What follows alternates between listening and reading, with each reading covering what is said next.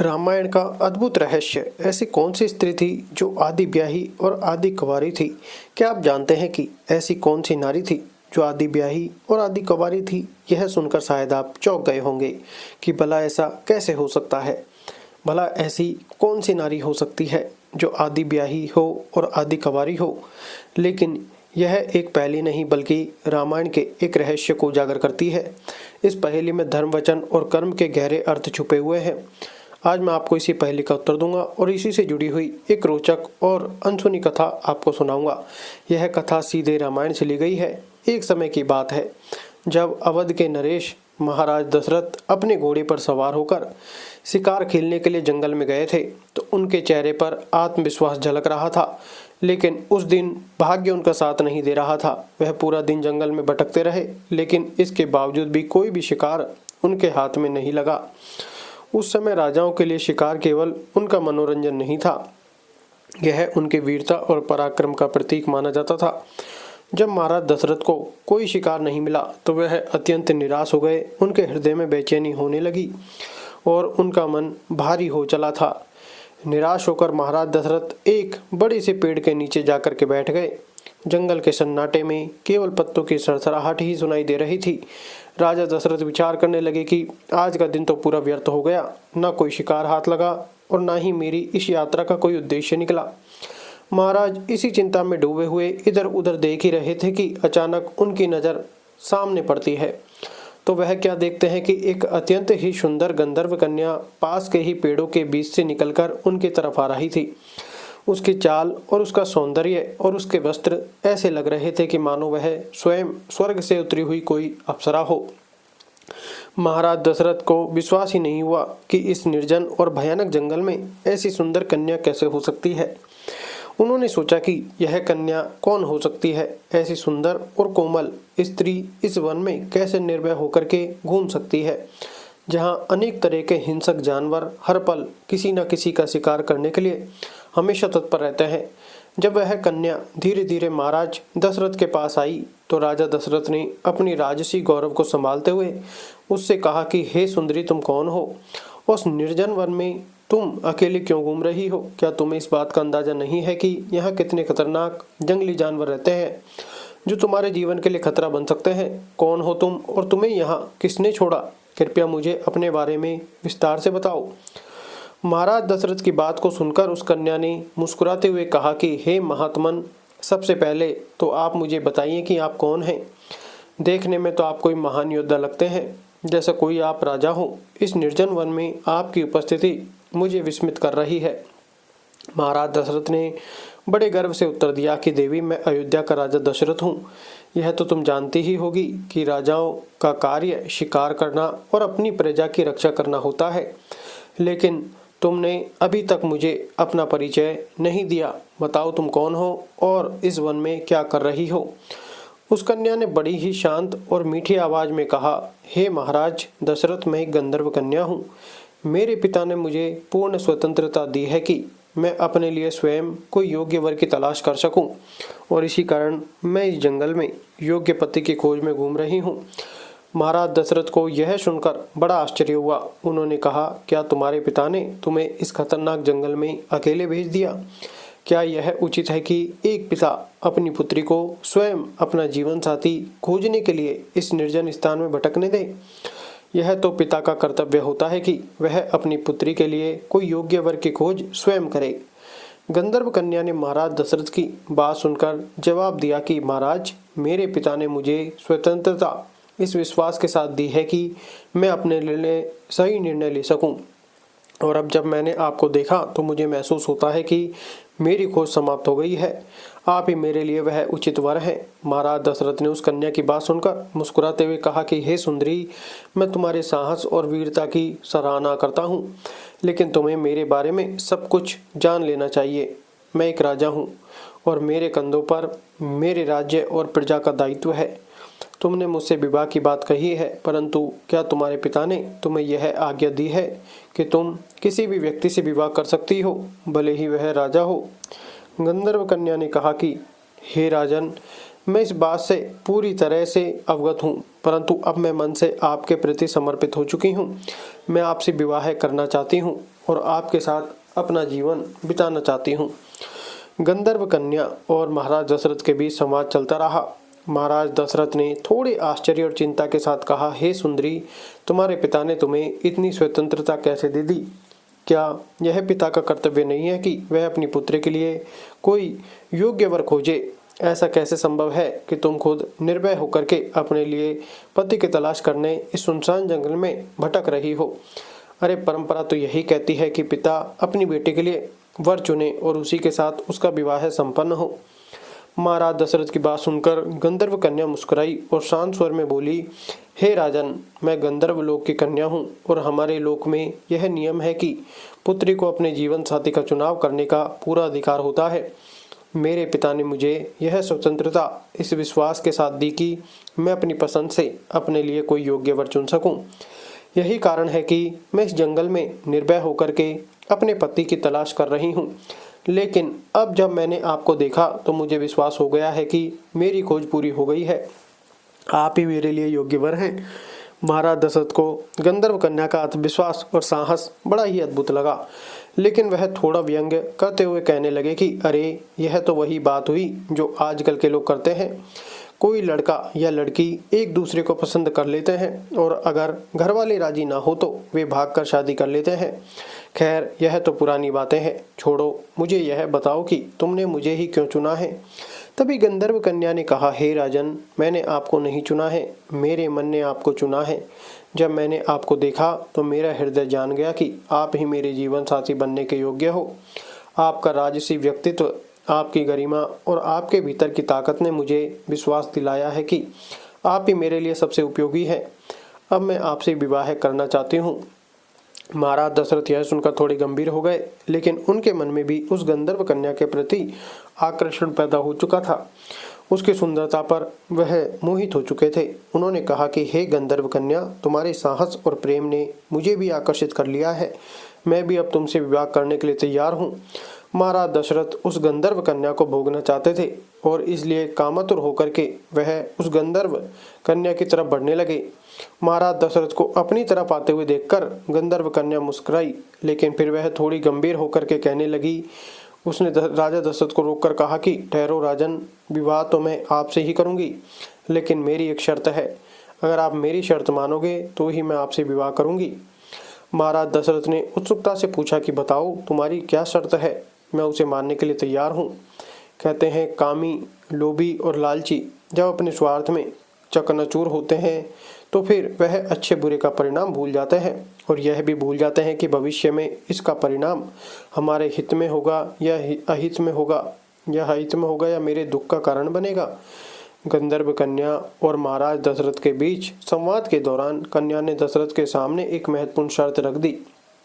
उसने गंभीरता से कहा कि राजन, यदि आप चाहते हैं कि मैं आपको इच्छा को स्वीकार करूं और आपसे विवाह करूं, तो आपको एक वचन देना होगा। मेरा पुत्र ही अयोध्या की राजगद्दी पर बैठेगा और यदि आप यह वचन देते हैं तो मैं आपके साथ विवाह करूंगी। महाराज दशरथ ने इस बात को बिना सोचे समझे ही स्वीकार कर लिया। उस समय उनके कोई संतान नहीं थी। उन्होंने सोचा कि शायद इससे कोई संतान पैदा हो सके। उनके मन में यह विचार आया कि एक विवाह के लिए यह वचन देना कोई बड़ी बात नहीं है। उन्होंने आत्मविश्वास भरी आवाज में कहा कि हे सुंदरी, मैं आपको वचन देता हूँ कि आपका पुत्र ही अयोध्या की राजगद्दी पर बैठेगा। अब आप प्रसन्न हो जाइए। गंधर्व कन्या यह वचन सुनकर के संतुष्ट हो गई। उसकी आंखों में एक चमक थी, मानो उसे अब अपने जीवन का उद्देश्य प्राप्त हो चुका था। महाराज दशरथ ने उसे भरोसा दिलाते हुए कहा कि अब मैं आपके पास तुरंत नहीं रह सकता। मैं अपने राज्य अयोध्या लौट करके बारात लाऊंगा, तब हम वैदिक रीति रिवाज से विवाह करेंगे। इसी तरह से आपका और मेरा विवाह संपन्न हो सकेगा। तब तक आप यहीं इसी वृक्ष के नीचे विश्राम करो, मैं जल्दी ही लौट आऊंगा। गंधर्व कन्या ने महाराज दशरथ की बात सुनी और वह उसी वृक्ष के नीचे बैठ गई और महाराज दशरथ के लौटने का इंतजार करने लगी। उसने कहा, ठीक है महाराज, मैं आपका इंतजार करूंगी। मुझे पूरा विश्वास है कि आप अपना वचन जरूर निभाएंगे। महाराज दशरथ ने उसे एक बार और आश्वस्त किया और अपने घोड़े पर सवार होकर के अयोध्या के लिए निकल पड़े। उनके मन में उत्साह और गर्व का भाव था कि उन्होंने एक ऐसी कन्या को अपने लिए चुना था जो साहसी और आत्मनिर्भर है। इस प्रकार उस गंधर्व कन्या के साथ गंधर्व विवाह करके महाराज दशरथ, गंधर्व विवाह उसे कहते हैं जिसमें केवल मन और वचन का मेल होता है, वही महाराज दशरथ और गंधर्व कन्या के बीच हुआ। इसे आधा विवाह माना गया क्योंकि केवल वरमाला और वचन हुआ था। वैदिक रीति रिवाज के अनुसार विवाह की बाकी रस्में अभी बाकी होनी थी। महाराज दशरथ ने स्पष्ट कहा था कि वह बारात लेकर के आएंगे, तब पूरी तरह से सारी रस्में निभाई जाएंगी, तब यह विवाह संपन्न माना जाएगा। गंधर्व कन्या ने महाराज दशरथ की बात पर विश्वास किया और वृक्ष के नीचे बैठकर शांत मन से उनकी प्रतीक्षा करने लगी। उधर महाराज दशरथ अपने राज्य अयोध्या के लिए लौट गए और यह सोचते हुए कि वह जल्द ही अपनी नई जीवन संगिनी को सम्मान पूर्वक अपने महल में लेकर के आएंगे। महाराज दशरथ जब गंधर्व कन्या से वादा करके अयोध्या को लौटे तो उनके मन में उत्साह था। उन्होंने तय किया था कि वह जल्द ही बारात लेकर के उस गंधर्व कन्या के पास लौटेंगे और वैदिक रीति रिवाज से विवाह को संपन्न करेंगे। लेकिन अयोध्या लौटने के बाद महाराज दशरथ अपने राजकीय कार्यों और परिवार की जिम्मेदारियों में ऐसे उलझ गए कि धीरे धीरे वह वचन उन्हें याद नहीं रहा। महाराज दशरथ के बारे में अधिकतर लोग यही जानते हैं कि उनकी 3 प्रमुख रानियां थी, कौशल्या, सुमित्रा और कैकेयी। इन तीनों रानियों का उल्लेख रामायण में प्रमुखता से किया गया है। लेकिन एक और भी बात है जिसमें बताया गया है कि महाराज दशरथ की कुल 760 रानियां थीं। जगदीश रामायण में इस बात का वर्णन है। उन रानियों में से ये रानियां विशेष थी जिन्हें पटरानियों का दर्जा प्राप्त था। यही कारण है कि रामायण और अन्य ग्रंथों में केवल इन्हीं का उल्लेख किया गया है। लेकिन अन्य रानियां भी महाराज दशरथ के जीवन का महत्वपूर्ण हिस्सा थी। उनके साथ दशरथ जी का अलग अलग संबंध था और वे सभी उनके महल की शोभा बढ़ाती थीं। जब महाराज दशरथ अयोध्या लौटे तो अपनी 760 रानियों में खो गए। हर दिन महल में कोई ना कोई उत्सव होता, कहीं ना कहीं कोई आयोजन होता था। वह अपने परिवार के साथ व्यस्त हो गए कि धीरे धीरे गंधर्व कन्या से किया गया वचन उनके मन से मिटने लगा। उनकी 3 प्रमुख रानियां कौशल्या, सुमित्रा और कैकेयी हर समय उनकी सेवा में लगी रहती थी। राजमहल के अन्य कामकाज और प्रजा के कल्याण के कार्यों में दशरथ जी इतने उलझ गए थे कि जंगल में वृक्ष के नीचे प्रतीक्षा कर रही उस गंधर्व कन्या का उन्हें ध्यान ही नहीं रहा। गंधर्व कन्या ने महाराज दशरथ पर विश्वास करके उन्हें वचन दिया था कि वह उनका इंतजार करेगी। लेकिन दशरथ जी अपने महल के वैभव, रानियों के प्रेम और राज के कार्यों में ऐसे मग्न हुए कि उन्होंने उस गंधर्व कन्या से किया गया वादा पूरी तरह से भुला दिया। उधर जंगल में वह गंधर्व कन्या दशरथ जी की प्रतीक्षा करती रही। हर दिन उसे लगता था कि महाराज दशरथ बारात लेकर के आएंगे और उसे अपने साथ ले जाएंगे। लेकिन जैसे जैसे समय बीतता गया उसके मन में निराशा बढ़ती गई। इस प्रकार से महाराज दशरथ अपनी व्यस्तता में गंधर्व कन्या के वचन को भूल चुके थे और अपने वर्तमान जीवन में मगन रहने लगे। गंधर्व कन्या ने राजा दशरथ के वचन का पूरा विश्वास किया था।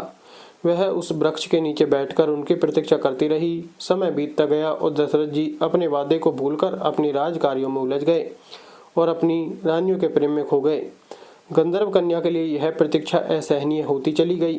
उसने सोचा कि दशरथ जी ने वचन दिया है और राजा का वचन कभी झूठा नहीं हो सकता, लेकिन वे अब तक क्यों नहीं आए। इसी सोच में डूबी गंधर्व कन्या ने उसी वृक्ष के नीचे तपस्या करना शुरू कर दिया। वह अपने मन को शांत रखते हुए भगवान से प्रार्थना करने लगी कि महाराज दशरथ अपना वचन निभाएंगे। कई दिनों और रातों तक वह तपस्या करती रही।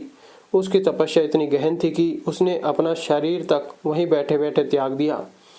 इस घटना को मतंग ऋषि जो उसी जंगल में तपस्या कर रहे थे वह देख रहे थे।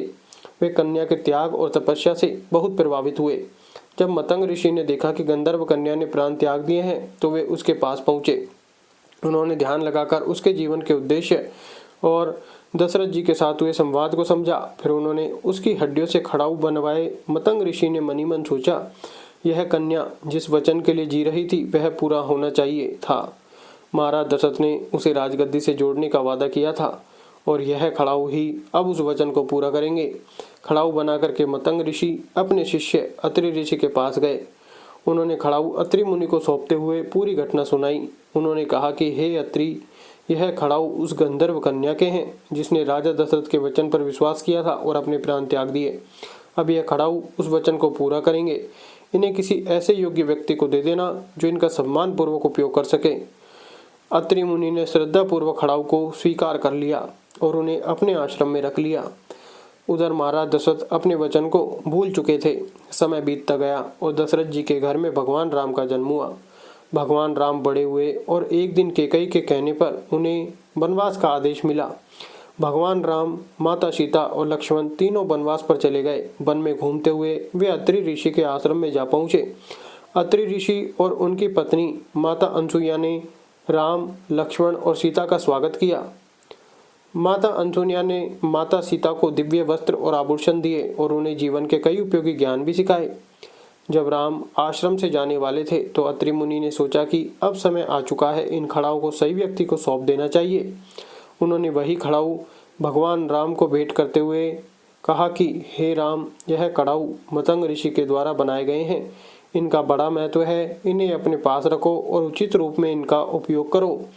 भगवान राम ने उन खड़ाऊ को बड़े आदर के साथ स्वीकार किया। उन्होंने जान लिया कि यह खड़ाऊ किसी विशेष उद्देश्य के लिए है। भगवान राम ने उन्हें अपने साथ रखा और मतंग ऋषि भी वहीं पर पहुंच जाते हैं। मतंग ऋषि ने अपने शिष्य अत्रि ऋषि को धन्यवाद दिया और कहा कि तुमने जो ये कड़ाऊ भगवान राम को दिए, यही काम उचित था, इन्हीं को देने थे। फिर भगवान राम ने उन खड़ाऊ को अपने पैरों में नहीं पहना, उन्हें अपने पैरों की जूती नहीं बनाया। उन खड़ाओं को एक वस्त्र में लपेट करके अपने भाई लक्ष्मण को दे दिए और कहा कि हे लक्ष्मण, इन खड़ाओं को अपने पास में रखो, इन्हें पैरों में नहीं पहनना है, आगे जंगल में नंगे पैरों ही चलना है, हम इन्हें नहीं पहनेंगे। बताया जाता है कि भगवान राम, लक्ष्मण और माता सीता जब चित्रकूट में मौजूद थे, उस समय राम के वनवास के निर्णय से हर कोई अयोध्या में दुखी था, लेकिन सबसे अधिक दुखी थे भरत। अपने बड़े भाई के बिना अयोध्या के राजमहल सूने लगने लगे थे। भरत ने अपने मन में निश्चय कर लिया था कि वह राम से मिलने चित्रकूट जाएंगे और उन्हें वापस लेकर के अयोध्या आएंगे। भरत जी ने अयोध्या से चित्रकूट की यात्रा की। उनके साथ गुरु वशिष्ठ जी और कई अन्य राज परिवार के सदस्य भी मौजूद थे। जब भरत जी चित्रकूट पहुंचे तो उन्होंने राम को देखा। राम वनवासी वेश में थे और उनके साथ लक्ष्मण और माता सीता थीं। भरत जी ने अपने भाई को इस अवस्था में देखा तो उनकी आंखों में आंसू की धारा बहने लगी। भरत जी ने राम के चरणों में गिरकर कहा कि भैया, आप यह सब क्यों सह रहे हैं? आप जैसे धर्मपरायण राजा को वन में रहने की क्या आवश्यकता है? आप कृपया करके अयोध्या में लौट चलें और राज सिंहासन पर बैठकर राज्य का संचालन करें। मैं अयोध्या का राजा बनने के योग्य नहीं हूँ। राम ने भरत को उठाते हुए कहा कि भरत, तुम्हारा यह प्रेम मेरे लिए अनमोल है, लेकिन तुम यह क्यों बोल रहे हो कि यह वनवास मुझे पिताजी के वचन को निभाने के लिए मिला है? धर्म का पालन करना मेरा सबसे बड़ा कर्तव्य है। यदि मैं इस समय अयोध्या लौट गया तो पिताजी का वचन अधूरा रह जाएगा और यह मेरे लिए सबसे बड़ा अधर्म होगा। भरत ने भावुक होकर कहा, भैया, मैं पिताजी के निर्णय का सम्मान करता हूँ, लेकिन उनके जाने के बाद अयोध्या एक यतीम राज्य बन चुका है। प्रजा आपके बिना दुखी है। अगर आप वापस नहीं गए तो अयोध्या बर्बाद हो जाएगी। क्या यह आपका धर्म नहीं है कि आप प्रजा की रक्षा करें? कृपया मेरी विनती को स्वीकार कीजिए। तभी राम ने भावुक होते हुए कहा कि भरत, मैं तुम्हारी भावनाओं को समझता हूँ, लेकिन मेरा अंतिम निर्णय है। पिताजी के वचन का पालन करना और इसे निभाने में मेरी प्राथमिकता है। तुम मेरी अनुपस्थिति में अयोध्या का संचालन करो, उसके राज्य को तुम संभालो। भरत ने एक बार फिर से कहा कि यदि आप नहीं लौट सकते तो मैं भी अयोध्या लौटने के योग्य नहीं हूँ। मैं आपके बिना राजगद्दी पर नहीं बैठ सकता। भगवान राम ने भरत को सांत्वना दी और कहा कि देखो भाई, अगर तुम वास्तव में मुझसे इतना प्रेम करते हो तो मेरी एक बात मान लो। मैं तुम्हें अपनी चरण खड़ाऊ सौंपता हूँ। इन्हें राजगद्दी पर रखकर तुम राज्य का संचालन करो। यह खड़ाऊ मेरे प्रतीक होंगे और तुम मेरे प्रतिनिधि बन करके राज्य को संभालोगे। भरत ने यह सुनकर रोते हुए कहा कि भैया, मैं आपके बिना यह कैसे कर सकता हूँ? आपके चरणों के बिना अयोध्या सोनी लगती है। तब राम ने कहा कि भरत, यह खड़ाऊ केवल प्रतीक नहीं है, इन्हें राजगद्दी पर रख करके तुम राज्य का संचालन करोगे और मैं यह जान करके संतुष्ट रहूंगा कि अयोध्या मेरे आदर्श के अनुसार चल रही है। तुम मेरे प्रतिनिधि हो और यह खड़ाऊ तुम्हें मेरे पास होने का एहसास भी दिलाएगी। भरत ने भारी मन से राम के चरण खड़ाऊ को स्वीकार किया और उन्होंने कहा कि भैया, यह खड़ाऊ मेरे लिए आपका आशीर्वाद है। मैं इन्हें राजगद्दी पर रखूंगा और यह सुनिश्चित करूंगा कि राज्य आपकी शिक्षाओं के अनुसार संचालित हो। लेकिन मैं यह प्रतिज्ञा करता हूँ कि जब तक आप वापस नहीं आएंगे मैं स्वयं राजगद्दी पर नहीं बैठूंगा। मैं अपने जीवन को एक तपस्वी की तरह जीऊंगा और आपकी प्रतीक्षा करूंगा। भगवान राम ने भरत को गले लगाते हुए कहा कि भाई, तुम्हारे इस त्याग ने मुझे गर्व से भर दिया है। मैं तुमसे यही अपेक्षा करता हूँ। अयोध्या की प्रजा तुम पर विश्वास करती है, तुम उनके लिए वही करोगे जो मैं करता हूँ। राम ने खड़ाओं को सौंपते हुए कहा कि भरत, इन खड़ाओं को राजगद्दी पर रखना और यह कहना कि इससे माता को सुख मिलेगा। भरत ने कहा, पूछा, भैया कौन सी माता को सुख मिलेगा? तब राम ने उत्तर दिया कि सुख उस माता को मिलेगा जिसने त्याग और प्रेम का प्रतीक बनकर के इन खड़ाओं को जन्म दिया है। वह गंधर्व कन्या थी जो हमारे पिताजी के वचन के कारण अपनी जान गंवा बैठी। उसका त्याग व्यर्थ नहीं जाएगा। जब यह खड़ाऊ अयोध्या की राजगद्दी पर होंगे तो उसका उद्देश्य पूरा हो जाएगा। भरत ने राम की बात को समझा और खड़ाऊ लेकर के अयोध्या को लौट गए। उन्होंने उन खड़ाओं को राजगद्दी पर रखा और 14 सालों तक स्वयं तपस्वी जीवन बिताकर राम की प्रतीक्षा करने लगे। फिर भगवान राम वनवास से वापस लौटे तो उन्होंने भरत की सराहना की और अयोध्या की राजगद्दी संभाली।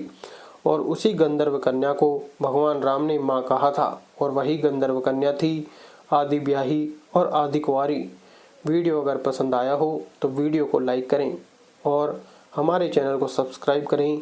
धन्यवाद। राधे राधे।